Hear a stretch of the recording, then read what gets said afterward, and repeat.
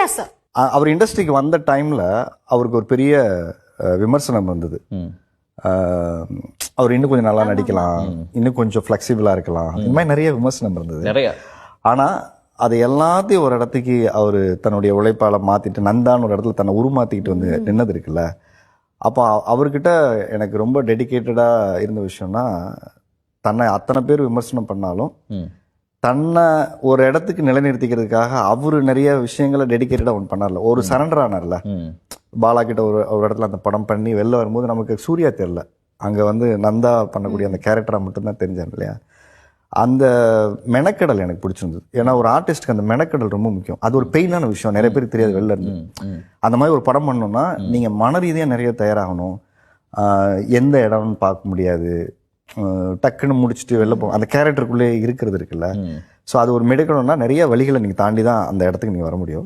So அவர்கிட்ட இருந்து takeaway எடுத்துக்கணும்னா ஒரு மெனக்கடல். ஏன்னா யார் வேணா வந்தோடனே ஜெயிக்க முடியாது.